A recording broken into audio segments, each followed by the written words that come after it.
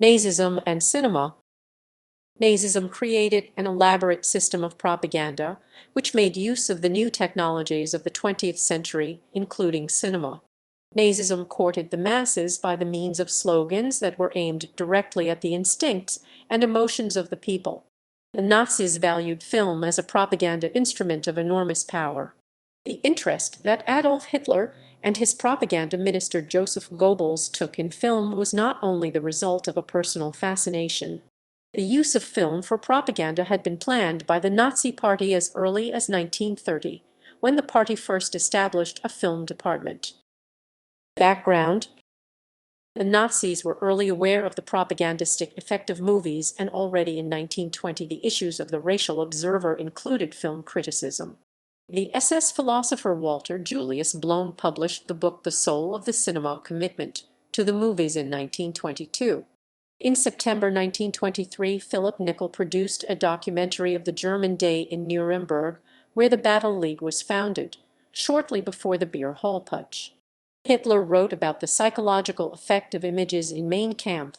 One must also remember that of itself the multitude is mentally inert, that it remains attached to its old habits, and that it is not naturally prone to read something which does not conform with its own pre-established beliefs, when such writing does not contain what the multitude hopes to find there. The picture in all its forms, including the film, has better prospects. In a much shorter time, at one stroke I might say, people will understand a pictorial presentation of something which it would take them a long and laborious effort of reading to understand. A comprehensive critique of the film industry was published by the Nazi economist Hans Buchner in 1927 with the title Spellbound by Movies: The Global Dominance of the Cinema. Further short Nazi films about party rallies were made in 1927–1929. The first NSDAP film office was established in 1931 and started producing documentaries in a larger scale, e.g. in 1932 Hitler's Kampf um Deutschland, Hitler's Fight for Germany, Bluten's Deutschland, Germany is Bleeding, Das junge Deutschland marschiert, The German Youth is on the March. Herbert Gerdes directed 5 Nazi propaganda films: Prank 1936, Alles Leben ist Kampf 1937, Was du erregt 1938, Schuld oder Scham 1921, and Das große Geheimnis 1920. Nazi propagandist Hans Traub, who had earned his Ph.D. in 1925 with a dissertation on the press and the German revolutions of 1848–49, wrote in the essay The Film as a Political Instrument in 1932. Without any doubt the film is a formidable means of propaganda. Achieving propagandistic influence has always demanded a language which forms a memorable and passionate plot with a simple narrative. In the vast area of such language that the recipients are directly confronted by in the course of technical and economical processes, the most effective is the moving picture. It demands permanent alertness, it's full of surprises concerning the change of time, space, and action. It has an unimaginable richness of rhythm for intensifying or dispelling emotions. Goals of the Nazi film policy. Goebbels, who appointed himself patron of the German film, assumed accurately that a national cinema which was entertaining and put glamour on the government would be a more effective propaganda instrument than a national cinema in which the NSDAP and their policy would have been ubiquitous. Goebbels emphasized the will to end the shamelessness and tastelessness that he thought could be found in the former movie industry. The main goal of the Nazi film policy was to promote escapism, which was designed to distract the population and to keep everybody in good spirits. Goebbels indeed blamed defeat in World War I on the failure to sustain the morale of the people. The open propaganda was reserved for films like Der Sieg des Glaubens and Triumph des Willens, records of the Nuremberg rallies, and newsreels. There are some examples of Nazi-era feature films that deal with the NSDAP or with party organizations such as the Sturmabteilung, Hitler Youth, or the National Labor Service, one notable example being Hitlerjunge Quecks about the Hitler Youth. Another example is the anti-Semitic feature film Jesus. The propaganda films that refer directly to Nazi politics amounted to less than a sixth of the whole national film production, which mainly consisted of light entertainment films. For conceiving a Nazi film theory, Goebbels suggested as formative material the Hamburg, Dramaturgie and Laocoon, or the Limitations of Poetry, by Gotthold Ephraim Lessing, and also demanded realistic characters pointing to Shakespeare. Goebbels emphasized Lessing's idea that not only imagining per se, but purposeful imagining would prove the creative mind. Emil Jannings wrote in 1942 in the National Socialist Monthly about the goal of showing men and women who can master their own fate as models for identification. The authorities and NSDAP departments in charge of film policy were the Film Department of the Ministry of Propaganda, the Chamber of Culture Reichskulturkammer, the Chamber of Film Reichsfilmkammer, and the Film Department of the Party Propaganda Department Reichspropagandaleiter. A system of award was used to encourage self-censorship, awarded for such things as cultural value or value to the people. They remitted part of the heavy taxes on films. Up to a third of the films in Nazi Germany received such awards. Measures of the Nazi film policy. To subdue film to the goals of propaganda Gleichschaltung, the Nazi Party subordinated the entire film industry and administration under Joseph Goebbels' Ministry of Propaganda and gradually nationalized film production and distribution. A state-run professional school for politically reliable filmmakers, Deutsche Filmakademie Babelsberg, was founded, and membership of an official professional organization, Reichsfilmkammer, was made mandatory for all actors, filmmakers, distributors, etc. The censorship that had already been established during World War I and the Weimar Republic was increased, with a national film dramaturgist, Reichsfilmdramaturg, pre-censoring all manuscripts and screenplays at the very first stages of production. Film criticism was prohibited and a national film award established. A film bank, Film Credit Bank GmbH, was established to provide low-interest loans for the production of politically welcome film production. In the mid-1930s, the German film industry suffered the most severe crisis it had ever faced. There were multiple reasons for this crisis. Firstly, many of the most capable actors and filmmakers had left the country after the rise to power of the Nazi government. Others had been banned by the new Reichsfilmkammer. These people left a gap that the film industry could not easily fill. Secondly, the remaining actors and filmmakers seized the opportunity to demand higher salaries, which considerably increased production budgets.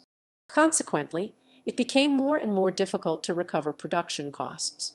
Thirdly, the export of German films dramatically dropped due to international boycotts. In 1933, exports had covered 44% of film production costs. By 1937, this figure had dropped to 7%. More and more production companies went bankrupt. The number of companies dropped from 114 1933-35 to 79 1936-38 to 38 1939-41. This did not necessarily lead to a decrease in the number of new films, as surviving production companies became more prolific, producing many more films. Nazi companies went on to produce co-productions with companies of other countries, 8 co-productions with the Kingdom of Italy, 6 co-productions with the French Third Republic, 5 co-productions with the Kingdom of Hungary, 5 co-productions with Czechoslovakia, 3 co-productions with Switzerland, 2 co-productions with the Second Polish Republic, and the consolidation of the film industry benefited the Nazi government. On the one hand, an ailing and unprofitable film industry would not have been of much use for the propaganda requirements. And on the other hand, a small number of big film production companies were easier to control than a multitude of small ones. Goebbels went even further and directed a holding company, Hand GmbH, to buy up the stock majorities of the remaining film production companies. State subsidies to the film industry resulted in improved production values. Average film production costs quintupled from 250,000 RM in 1933 equivalent to €1,750,000 70,725 in 2017 to 1,380,000 RM in 1942, equivalent to ticket sales within the Reich quadrupled from 250 million in 1933 to more than a billion in 1942. Box office sales more than doubled from 441 million RM in 1938, equivalent to 2 billion 2017 year, to over 1 billion RM in 1942, equivalent to 4 billion 20s. In 1937, the Cautio acquired the largest German production company, Universum Film AG, and in 1942 merged this company with the remaining companies Terrafilm, Taubes, Bavaria Film, Wien Film, and Berlin Film into the so-called UFI group. With one stroke, the entire German film industry had been practically nationalized but remained nominally a private industry. Goebbels founded the Filmkreditbank GmbH in order to fund the industry, but the funds came from private investors. The industry was forced to remain profitable to produce films that met the expectations of the audience. UFI was a successful, vertically integrated monopoly, covering the entire European film market under German hegemony, with foreign imports cut off. The company's profits surged, reaching 155 million RM in 1942, equivalent to 600 million 2017 year, and 175 million RM in 1943, equivalent to 606. Award-winning films. Officially honored films considered by the Nazis to be artistically valuable: German, Künstlerische Wertwahl by the state *= predicate special political value introduced in 1934, plus = predicate special traditional value German, Volkstumliche Wertwahl ** predicate film of the nation introduced in 1941. Film distribution. A concentration also took place in the distribution field. In 1942, the UFO-owned Deutsche Filmvertriebs GmbH DFV took the place of all companies so far remaining. For the export of films to foreign countries, special companies had been established, such as the Cinema Film AG. Since the days of the Weimar Republic, there had also existed an extensive system of educational film hire services which was extended under the Nazi administration. In 1943, there were 37 regional services and 12,042 city services. In parallel, the party propaganda department Reichspropagandaletung ran its own network of educational film hire services, which included 32 GA, 171 district, and 22,357 local services. All film hire services had extensive film collections as well as rental 16mm film projectors available that made it possible to show films in any class or lecture room and at any group meeting of the Hitler Youth. Cinemas. Apart from the UFO-owned cinema chain, the cinemas were not nationalized. The majority of the 5,506 cinemas that existed in 1939, however, a large number of rules and regulations issued by the Reichsfilmkammer limited the entrepreneurial freedom of the cinemas considerably. For instance, it was mandatory to include a documentary and a newsreel in every film program. By a law of 1933, the Gesetz über die Vorführung ausländischer Bildstreifen vom 23 Juni 1933, the government was also entitled to prohibit the presentation of foreign films. An import quota for foreign films had been set during the Weimar Republic, and during World War II, the import of films from certain foreign countries was completely prohibited. For example, from 1941 onwards, the presentation of American films became illegal. A quantitative comparison of the percentage of German movies screened vs. foreign movies screened shows the following numbers. In the last year of the Weimar Republic, the percentage of German movies was 62%. By 1939, it had risen to 77%, while the number of cinema visits increased by the factor 2.5 from 19. On the contrary, the percentage of, for example, American movies screened was reduced from 26% in 1932 to 14% in 1939. From 1933 to 1937, 11 U.S. movies were considered artistically valuable by the Nazi authorities, e.g., The Lives of a Bengal Lancer. In order to boost the propaganda effect, the Nazis supported film shows in large cinemas with large audiences where the feeling of being part of the crowd was so overwhelming for the individual spectator that critical film perception had little chance. Film shows also took place in military barracks and factories. The Hitler Youth arranged special film programs Jugendfilmstunden where newsreels and propaganda films were shown. In order to supply even rural and remote areas with film shows, the party propaganda department Reichspropagandleitung operated 300 film trucks and 2 film trains that carried all the necessary equipment for showing films in, for example, village inns. The Nazis intended to use television as a medium for their propaganda once the number of television sets was increased, but television was able initially to reach only a small number of viewers, in contrast to radio. Only a small number of the Einheitsempfänger TV, also called People's TV, were produced. Film propaganda had the highest priority in Germany even under the severe conditions of the last years of World War II. While schools and playhouses stopped working in 1944, cinemas continued to operate until the very end of the war. In Berlin, for instance, anti-aircraft units were posted specially to protect the local cinemas in 1944.